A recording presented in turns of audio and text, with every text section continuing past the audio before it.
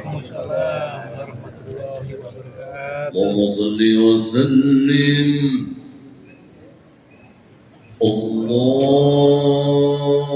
اللهم صل وسلم وزد وأدم وأنعم وتفضل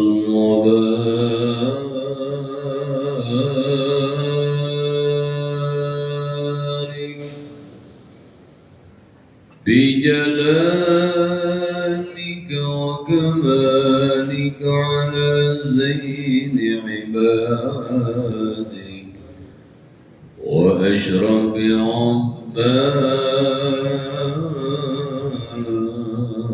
عبادك أصحاب العرب والعجم وإمام الطيبة والحرم وترجمان بلسان القدم ومنبع العلم والحلم والحكمة والحكم أبي القاسم سيدنا وحبيبنا وشفيعنا ومولانا محمد صلى الله عليه وسلم زده شرفا يا رب زده شرفا يا رب زده شرفا يا رب وكرما وتعظيما ورفعة ومهابة وبرا ورضي الله تبارك وتعالى عن ذوي القدر العلي والفخر الجليل ساداتنا وأئمتنا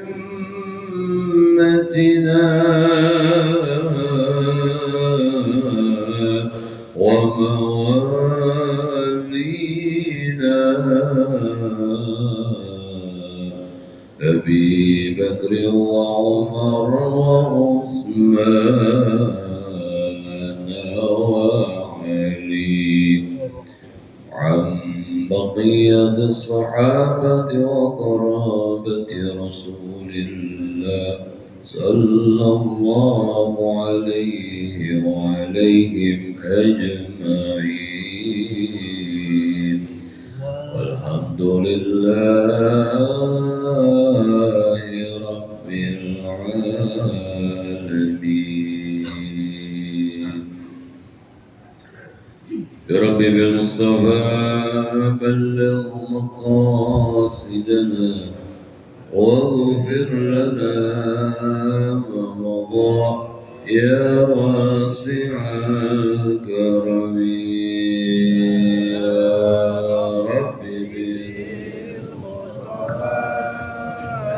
بلغ مقاصدنا واغفر لنا ما مضى يا واسع الكرم محمد سيد الكونين والثقلين والفريقين من عرب ومن عجم يا ربي بالمصطفى بلغ مقاصدنا واغفر لنا ما مضى يا واسع الكرم نبينا آمر الله فلا أحد أبر في قولنا منه ولا نعمي يا ربي بالمصطفى بلغ مقاصدنا واغفر لنا ما مضى يا واسع كرمي. هو الحبيب الذي ترجى شفاعته لكل هول من الأحوال مقتحم. يا ربي بالمصطفى بلغ مقاصدنا واغفر لنا ما مضى يا واسع الكرم. اللهم صل وسلم وبارك عليه وعلى آله. بدأت إلى حضرة النبي المصطفى محمد صلى الله عليه وآله وسلم وعلى آله وأصحابه وأزواجه وذرياته وأهل بيته وأنصاره وأصحابه وإلى أرواح الأنبياء والمرسلين الأولياء والشهداء الصالحين والأئمة المجتهدين العلماء العاملين ثم إلى أرواح الخلفاء الراشدين سيدنا أبي بكر وعمر وعثمان وعلي رضي الله عنهم وعلى بقية الصحابة والتابعين وتابع التابعين ومن تبعهم بإحسان إلى يوم الدين ثم إلى أرواح أئمة الأربعة المجتهدين الإمام الشافعي ومالك وأحمد وحنبل وأصولهم وفروعهم ثم إلى أرواح سلطان الأولياء شيخ شعب القادة الجيلاني شيخ محمد سلمان المداني ونخص خصوصا إلى روح المعالم هذا الكتاب الشيخ الإمام شهاب الدين أحمد بن حجر العسقلاني والشيخ محمد بن المنوي البنتني وأصولهم وفروعهم وثم إلى أرواح المشايخ من كانت في هذه القرية ونخص خصوصا إلى روح شيخنا وربي أرواحنا الحبيب عبد الرحمن بن أحمد عبد الغالي السكاب والحبيب علي بن عبد الله السكاب عبد الصالح بن سلمان الحبيب علي بن أحمد جمع الليل ثم رقي يحيى محمد صالح ثم رقي زكس بن هجيم وزادي وصولهم وفروعهم إن الله تعالى غشاهم بالرحمة والمغفرة وسمع له شيخنا ربي أرواحنا كحيا مصبت بك هدي بنها ثم لك هيجة تبجع من هذه البرزق ثم لك مشعب من هذه مرحبا وصولهم وفروعهم إن الله تعالى غشاهم بالرحمة والمغفرة وينفعنا من بركاتهم وأسرارهم وأنوارهم وعلومهم ونفحاتهم في الدين والدنيا والآخرة ثم إلى أرواح المتصدقين بهذا المسجد بيت الرحمن ثم إلى أرواح والدينا وأمهاتنا وأجدادنا جداتنا أعمامنا وخالاتنا ونخص خصوصا إلى روح المرحوم ومرحوم ثم إلى المرحوم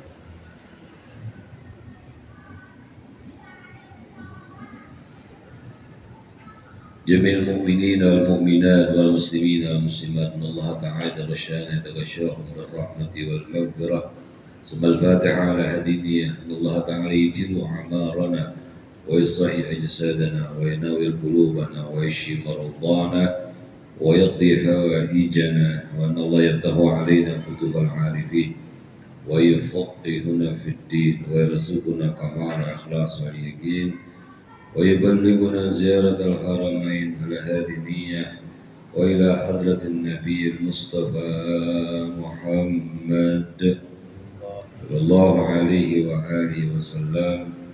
الفاتحة.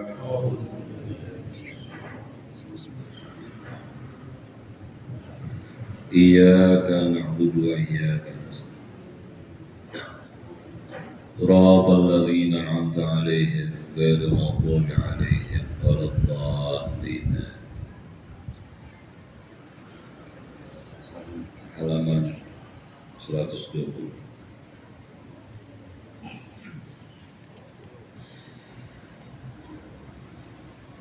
اختار بعض hukama arba'a kalimat. Bismillahirrahmanirrahim. Bismillahirrahmanirrahim. Ikhtara ba'dul hukama'i ba'dul hukama arba'a kalimatin arba'atul kalimatin min arba'ati kutubin min arba'atin min at-taurati minat taurati man radiya radiya bima a'tahu Allah ta'ala bima istaraha istara fid dunya wal akhirah fid dunya wal wa akhirah minal injili wa minal injil man hadama syahawati man hadama syahwat azza azza fid dunya wal akhirah fid dunya wal wa akhirah minaz zaburi wa minaz zabur man tafarrada man taqwa minan nas minan nas naja nazza fid dunya wal akhirah fid dunya wal wa akhirah minal qur'ani wa minal qur'ani man hafizal lisana man hafidhul lisan salima salima fid dunya fid dunya wal akhirah. wal akhirah. Allah a'lam. Bismillahirrahmanirrahim. Alhamdulillah rabbil alamin. Wassalatu wassalamu ala sayyidil mursalin sayyidina Muhammadin ala alihi wa sahbihi ajma'in. Allahumma salli ala sayyidina Muhammad al-fatih lima ughliq wal khatib lima sabaq nasirul haqqa bil haqq wal hadi ila siratika mustaqim wa ala alihi haqqa qadri wa miqdarihi al-azim. Rabbi yassir lana wa la tu'assir, Rabbi tamim bi khair. Para orang tua, para tokoh masyarakat, para hujat, dan juga ketua DKM dan seluruh pengurus Masjid Jami Baitur Rahman yang saya hormati, hadirin jemaah sekalian yang dirahmati oleh Allah. Selalu kita memanjatkan puji dan syukur kehadirat Allah Subhanahu wa taala yang senantiasa memberikan kepada kita berbagai macam nikmat-Nya, terutama nikmatul iman wal Islam serta nikmatul shihah wal afiyah. Alhamdulillah malam hari ini kita semua kembali diberikan kesempatan oleh Allah, yakni kekuatan untuk bisa hadir di Masjid Jami Baitur Rahman. Setelah melaksanakan salat maghrib berjamaah, kita lanjut dengan majlis ilmu. Kita berharap semoga setiap kesalahan, kelalaian yang kita lakukan dengan berkah ibadah yang kita laksanakan, termasuk majlis ilmu yang kita hadiri, Allah akan mengampuni dosa dan kesalahan. Salawat dan salam kita sampaikan pada junjungan kita Nabi Muhammad sallallahu alaihi wa alihi wasallam. Bismillahirrahmanirrahim. Sampailah kita pada maqalah yang ke-20. Ikhtar ba'dul hukama arba'a kalimat. Di makalah atau pada makalah atau nasihat yang ke-21 ini, dari sebagian ulama-ulama ahlul hikmah, ulama-ulama ahlul ma'rifah, di mana sebagian mereka memilih 4 kalimat, yakni 4 jumlah dari 4 kitab samawi, yaitu dari Taurat, kemudian dari Injil, dari Zabur, dan juga dari Al-Quran. 4 kalimat itu, pertama, minat Taurat, diambil dari kitab Taurat. Pertama, man radhiya bima a'tahu Allah ta'ala istara fid dunya wal akhirah. Man radhiya, siapa yang ridho, senang, menerima bima a'tahu Allah, terhadap apapun yang telah Allah berikan kepadanya. Istaraha, pasti ya, orang yang ridho dengan pemberian Allah, dia akan menjadi orang yang senang. Pertama, tentu kalau orang yang ridho, lalu Allah pun ridho kepadanya, maka inilah harapan semua kita sebagai hamba dalam hidup ini. Apapun yang kita lakukan, tentu yang kita lakukan yang baik-baik sesuai dengan kehendak Allah, semuanya diridhoi oleh Allah. Kalau semuanya sudah diridhoi oleh Allah dalam setiap amal ibadah kita, ya otomatis kita pun akan menjadi hamba yang ridho terhadap apapun yang Allah Ta'ala berikan. Pertama, mungkin dalam urusan rezeki, ya, kita tidak akan pernah mencari yang tidak ada pada hari ini. Justru yang kita lihat, bahkan kita syukuri sesuatu yang ada pada hari ini. Ya, jangan nyari yang nggak ada. Kalau kemarin mungkin dapat 100.000, sekarang 50.000, jangan kau cari yang 50.000 yang tidak ada.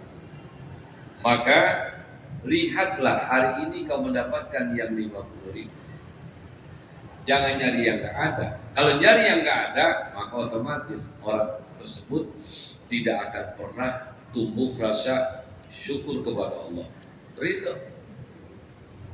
Karena segala kebutuhan kita, Allah lah yang maha mengetahui. Sehingga apa yang memang dibutuhkan oleh kita, maka disitulah Allah akan memberikan kepada kita jatah-jatah kita. Dan jangan pernah takut kalau mungkin hari ini nilainya lebih berkurang dari hari kemarin. Pasti semua itu saudara sesuatu yang sudah terbaik menurut Allah Subhanahu wa ta'ala. Ridholah kita. Kalau memang sudah terbaik menurut Allah, maka pasti terbaik buat kita. Dari subuh, zuhur, asar, sampai tadi maghrib. Ada nggak di antara kita yang hadir nggak minta rezeki? Hah? Ada kan? Hah? Ada nggak? Jangan yang masih kerja, yang udah di rumah juga. Minta nggak kira-kira? Minta.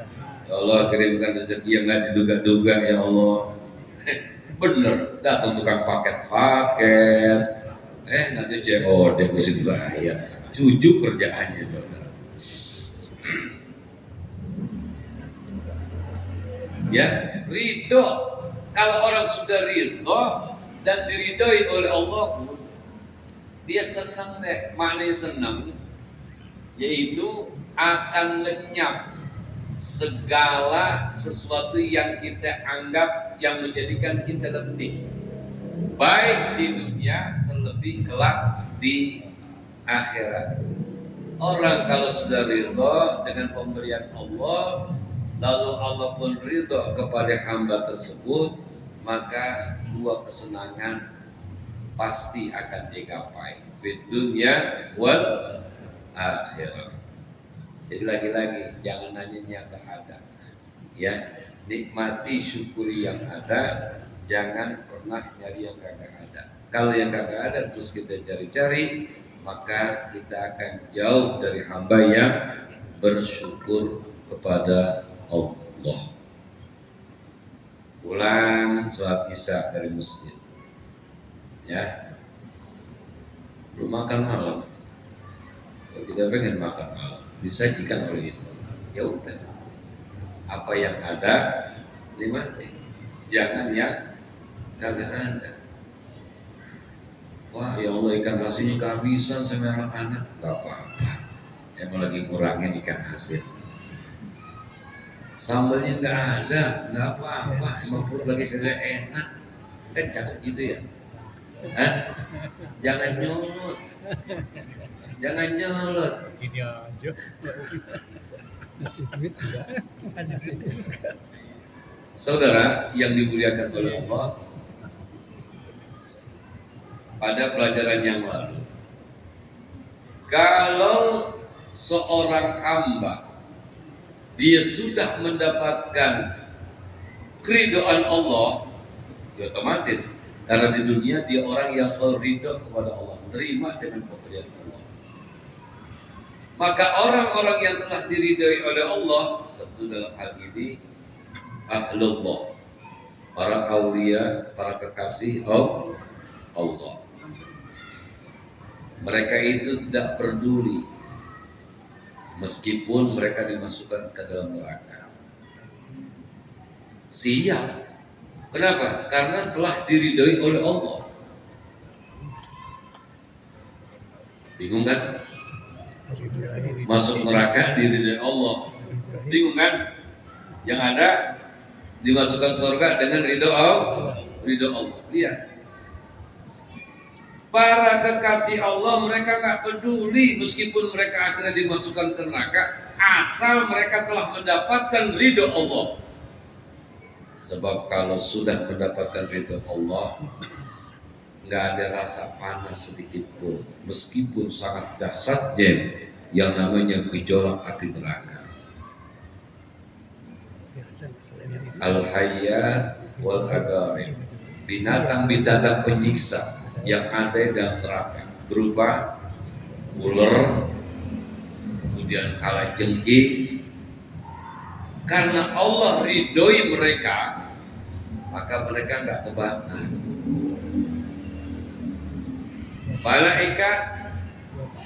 Malik sebagai penjaga pintu neraka, karena Allah ridhoi. Pernah dengar Morrison? Pernah nggak? Panas, gejolak api neraka. Enggak, kenapa? Karena Allah Ta'ala ridho kepada. Maka yang harus kita cari ridho Allah. Ya, hadirin kaum muslimin jamaah yang dimuliakan oleh Allah Subhanahu wa Ta'ala.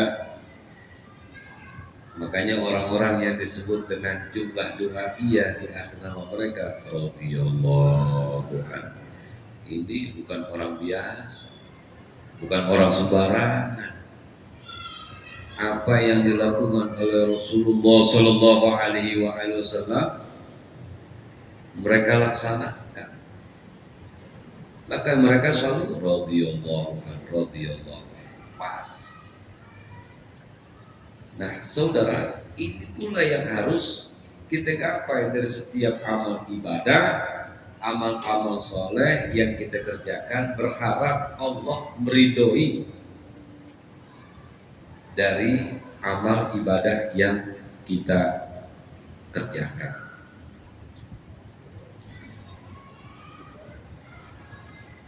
Ya tentu orang-orang yang mustari, orang-orang yang senang di dunia dan akhirat mendapatkan ridho Allah, ya mereka orang-orang yang di dunia ini mau capek, di dunia ini mau letih. Mau capek dengan apa? Mau capek, mau letih dengan mengopeni kehendak Allah, memperturutkan apa yang menjadi kemauan Allah. sebagai seorang muslim dari 12 bulan Allah menghendaki mewajibkan kepada kita jangan makan dan minum 1 bulan. Itu bulan Ramadan. Dan bukan 24 jam, hanya dari waktu subuh sampai terbenam matahari.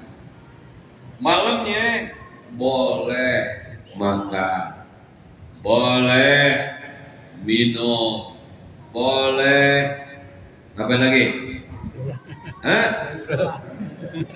Nyemplak. Boleh.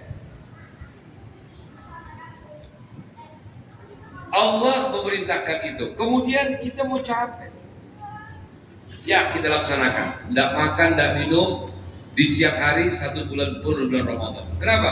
Karena Allah menghendaki itu, Allah mewajibkan itu. Kita laksanakan. Sementara orang lain full 12 bulan makan di siang hari. Harta yang kita cari dari hasil dagang, bisnis, kerja, kita kumpulkan. Kita yang capek, kita yang keras telinga, kita yang banting tulang, ayo hitung. Sudah sampai kepada nisab dan haulnya. Ketika sudah mencapai nisab, kemudian juga umurnya sudah cukup, yakni 1 tahun, harta kita, ayo hitung. Keluarkan zakat. Ini yang Allah kehendaki, yang Allah wajibkan kepada kita. Yang mau capek memperturutkan apa yang menjadi kemauan Allah, kehendak Allah, maka istirahat. Ntar di akhirat tinggal istirahat dia, tinggal senang dia. Akhirnya pada pelajaran yang lalu, kelak mereka ketika di dalam surga dilayani oleh para malaikat. Sebaliknya orang yang tidak mau capek, tidak mau letih di alam dunia ini, suruh puasa, dia kagak puasa. Zakat, dia kagak zakat. Padahal dia orang yang memiliki harta yang sampai melampaui nisab. Kemudian disuruh menjalankan ibadah sholat, dia tidak jalankan. Walhal dia gak capek. Aturan-aturan Allah tidak diindahkan. Maka dipastikan orang semacam ini kelak dia akan capek dan letih di akhirat. Capek dan letihnya bukan karena dilayani, tapi justru menghadapi siksaan dari amal perbuatan dia, yakni tidak melaksanakan ibadah yang menjadi kewajibannya sebagai hamba. Yang kedua, wa minal Injil, dipilih kalimat yang ada dalam kitab Injil. Man hadama syahawati azza fid dunya wal akhirah. Dari Injil, kalimat yang dipilih adalah oleh ukama man hadama syahawat. Barang siapa yang dapat menghancurkan, membinasakan, meruntuhkan atau juga menundukkan segala keinginan-keinginan hawa nafsu, maka orang yang bisa menundukkan hawa nafsunya, tidak diperturutkan itu hawa nafsu, azza, berarti itu orang yang apa? Kuat. Ya, dia akan menjadi orang yang kuat karena dia hebat. Bukan hanya musuh yang kelihatan, musuh yang nggak nampak pun mampu dia tundukkan, yaitu syahwat. Berapa banyak pendekar jagoan yang dia mampu melawan musuh yang paling kekar dari dirinya karena kelihatan, tapi tak sanggup untuk melawan musuh yang paling besar. Apa? Hawa nafsu. Makanya saudara hadirin jemaah sekalian, luar biasa ketika kita berpuasa, jujur hebat kita. Kita menjadi orang yang mampu melawan hawa nafsu kita. Padahal itu semua punya kita. Tapi ketika memang waktu yang belum ditentukan oleh Allah, kita nggak pernah berani. Kemarin saya sampaikan maghrib jam 6. Kemudian sebelum jam 6, 1 jam sebelum jam 6, yakni jam 5 ataupun setengah 6, semua makanan sudah tersaji. Padahal kita beli pakai uang kita atau kita olah di rumah kita. Sebelumnya bahan-bahan makanan dan minuman pun kita beli dari uang kita yang halal. Namun sebelum waktu yang diperbolehkan oleh Allah untuk mengkonsumsi, nggak berani kita. Padahal di siang hari luar biasa. Naik kereta, jalan ke mall, jalan ke pasar, melihat apa aja, godaannya sangat luar biasa. Ya, melihat cendol dimainin, gila.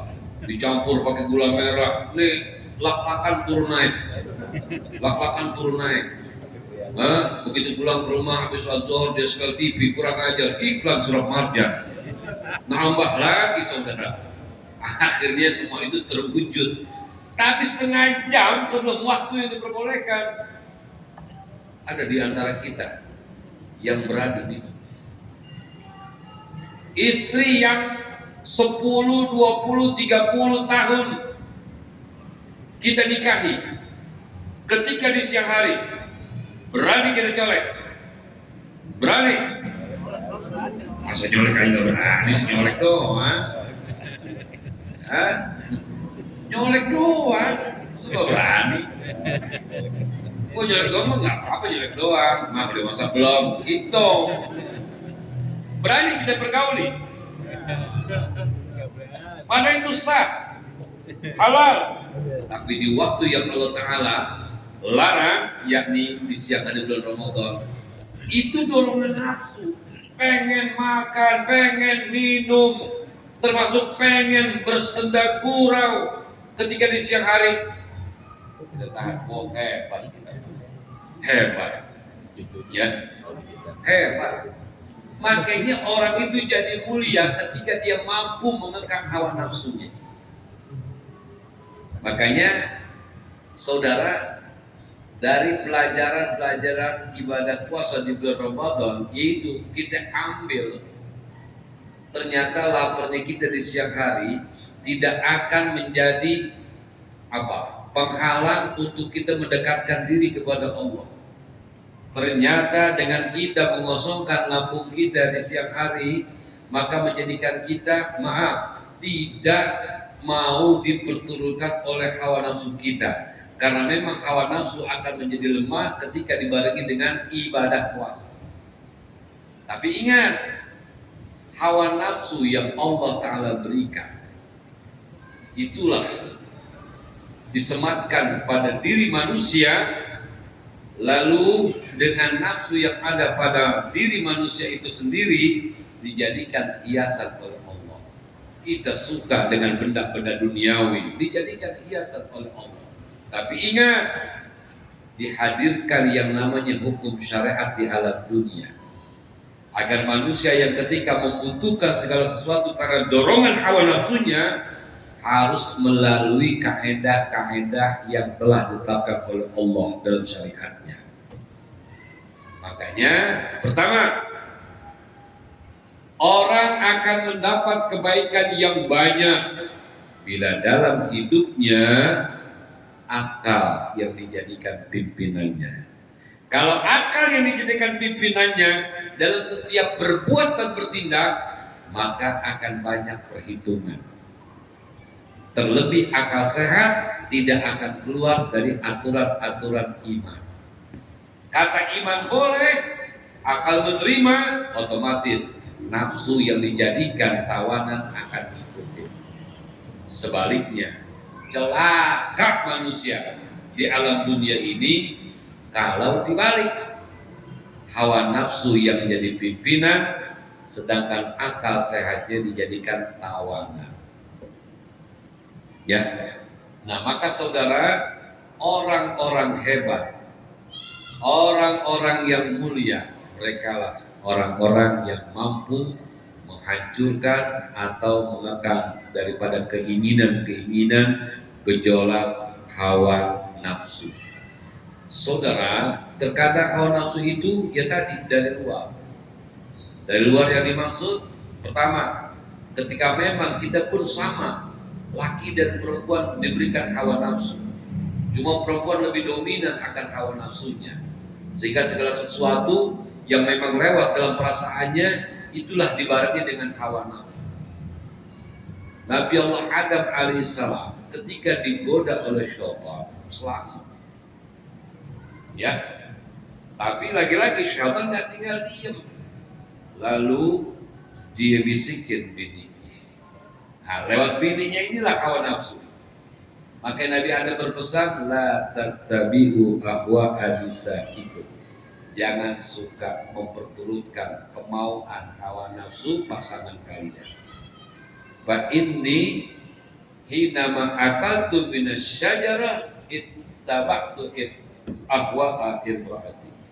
Karena aku ini ketika memetik dan memakan buah ya yang Allah larang, pokoknya aku deketi karena ngikutin kemauan istri. Jadi pikir-pikir dulu. Kalau emang baik ya kerjakan. Dan memang kenyataan dalam dunia seperti itu. Berapa banyak seorang suami yang meniti karir dari bawah, tapi sayang ketika mendekati puncak kejayaan turun dengan drastis. Karena apa? Karena pasangan hidupnya membisikkan dominan dengan hawa nafsunya. Nah, saudara, begitu pula dengan kita. Ketika segala sesuatu didorong oleh hawa nafsu, maka jangan kau belakangi akal sehat. Ketika kau berkomunikasi, bermusyawarah dengan akal sehat, insya Allah tidak akan ada penyesalan. Ketika akal ini berfungsi, kemudian si nafsu membisikkan ini dan itu, maka akal sehat itu akan mempertimbangkan segala akibat dari apa yang akan diwujudkan oleh hawa nafsu. Sebaliknya, celakalah orang ketika tanpa mempertimbangkan dengan akal sehatnya, hanya memperturutkan hawa nafsu. Maka yang termaktub yang diambil kalimat pilihan ini dari kitab Injil, yaitu orang yang mampu menundukkan syahwatnya, maka kelak dia akan menjadi orang yang kuat, orang yang mulia, orang yang jaya. Yang ketiga, wa minaz zabur, dan dalam kitab Zabur dipilih kalimat man tafarrada anin nas naja fid dunya wal akhirah. Man tafarrada, barang siapa yang mandiri, yaitu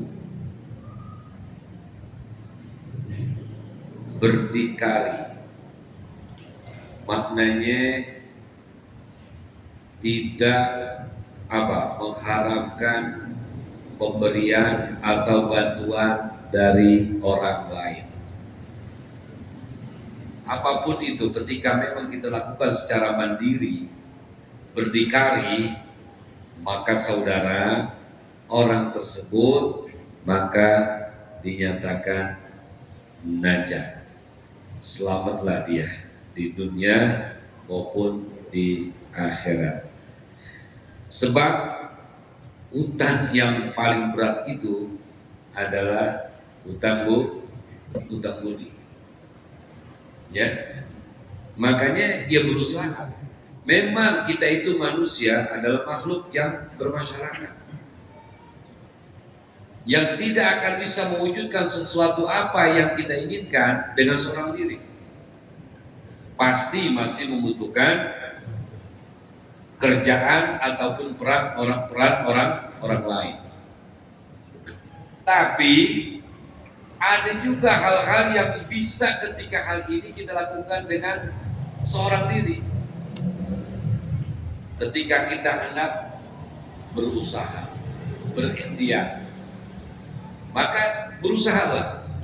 Silakan dengan kemampuan ilmu, disiplin ilmu yang memang telah kita serap, maka itu kita amalkan.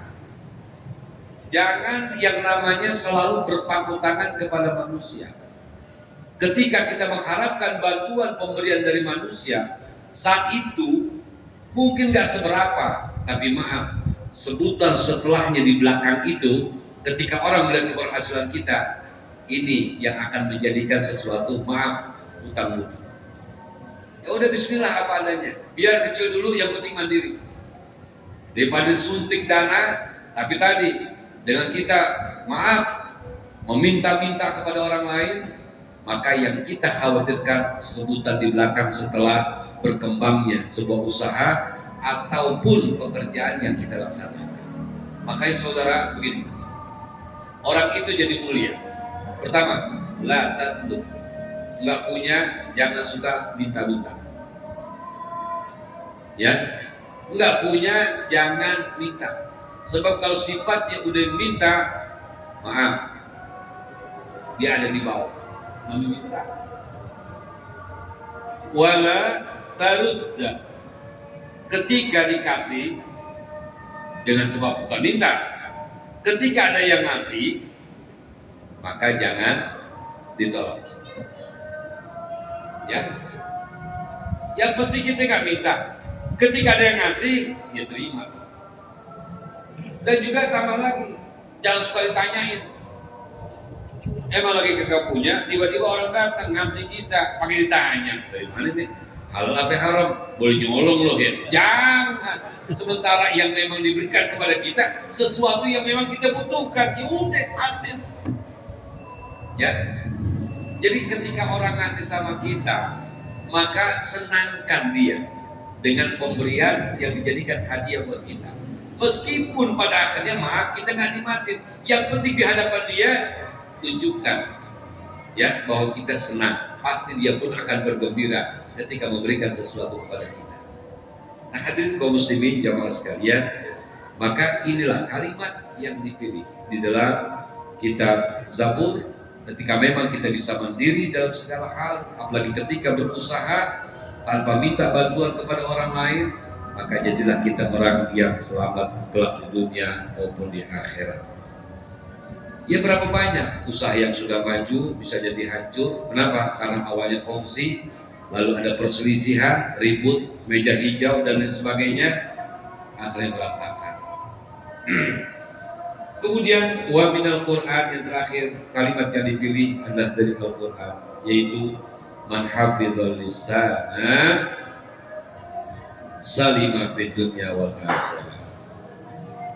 Barang siapa yang bisa menjaga lisannya dari berucap yang tidak ada faedahnya, dari mengeluarkan kalimat yang tidak ada manfaat bagi lawan bicara, maka orang tersebut yang bisa menjaga, memilih tutur kata yang akan dikeluarkan di hadapan lawan bicaranya, dipastikan orang itu selamat dunia dan akhirat. Ya, kalau sekarang mungkin dibarengi juga siapa orang yang bisa menjaga di samping lisannya apa? Nah, jari jemarinya dari mengirim. Ini kan ucapan ya dari hati kemudian menjelma dari jemari kita ya, kemudian kita ketik dari A sampai Z. Syukur ketika kita pencet, yang kita klik, yang kita ketik adalah kalimat-kalimat yang berguna bagi orang yang menerima share dari kita. Maka berlindunglah kita kepada Allah, beristighfarlah ketika yang kita share kalimat-kalimat yang mengandung fitnah, ghibah dan lain sebagainya. Awas saudara. Kita kan apa? Nggak pernah menyadari bahwa sesuatu yang kita tahu dari orang kemudian kita sampaikan ya akan kain orang tersebut, itu merupakan dosa. Bahkan saudara, bukan hanya itu, kita yang tahu secara langsung akan aib saudara kita, lalu kita bertutur kata, maka itu pun sudah cukup menjadi sebuah dosa. Kebanyakan kalau kita mendapatkan berita katanya, kita udah orang yang kesekian nih. Tahu nggak si Ano? Kenapa? Si Ano kan katanya si Ano, begono. Lu kan siapa? Karena si Ano. Dihitung-hitung kita udah orang yang 113. Kafa bil al'i isman ayyakula bima yasma. Sudah cukup menjadi catatan sebuah dosa ketika kita berbicara tentang aib saudara kita, sesuatu yang kita dengar secara langsung, bukan katanya. Kebanyakan kita kata si Abel katanya, tapi jangan bilang sebab ini pun katanya. Ya, jadi saudara hadirin kaum muslimin, banyak orang yang ditelekupkan wajahnya dalam kobar api neraka karena hasil tidak pandai menjaga lisan. Ya, awas dari ucapan nih, jaga. Apakah ghibah, namimah, fitnah, harus kita jaga nih. Amal yang puluhan tahun kita bisa diberangus dengan apa? Dengan ghibah kita, dengan menceritakan aib orang lain, dengan fitnah dan lain sebagainya. Makanya hadirin jemaah sekalian, ya, ada dalam kalimat bahasa Arab, seandai kata orang terluka karena goresan pedang, maka kemana obat akan dicari untuk mengobati luka yang kena goresan pedang, pasti akan dapat kita peroleh itu obat. Wa qad yurja li jarhi sayfi bur'un wala bur'u lima jarha lisan. Tapi ketika hati ini terluka karena ucapan, karena lidah, kemana obat akan dicari? Pasti tidak akan pernah kita dapati untuk sembuhnya hati. Hati ini seperti kaca. Ya, ketika rasa cinta udah mulai memudar, rusak karena sebuah ucapan yang tidak dijaga dari lisan, maka pecahnya itu Pak seperti kaca. Walaupun ditambal nggak akan pernah bisa. Nempelnya bisa, tapi bekas retakannya itu pasti kelihatan. Makanya jaga lisan kita, jangan sampai membuat nama baik orang tercoreng dengan ucapan-ucapan yang keluar dari lisan kita.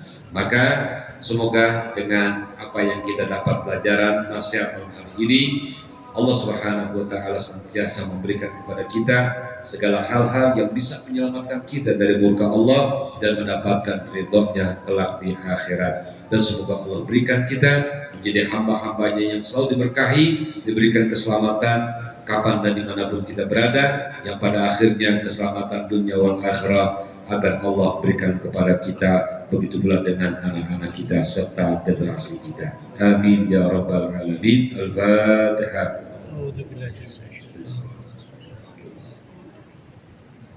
Iya, surat Rabbana taqabbal minna innaka antas samiul alim wa tub alaina innaka antat tawwabur rahim. Allahumma ij'al jam'ana hadha jam'an marhuma wa tafarraqana min ba'dihi tafarruqan ma'suma. La taj'al fina wa la minna wa la ma'na shaqiyya wa la mahruma. Wa hum fiha subhanakallahumma tahiyyatun fiha salam wa akhiru da'wana alhamdulillahi rabbil alamin. Assalamualaikum warahmatullahi wabarakatuh. Waalaikumsalam.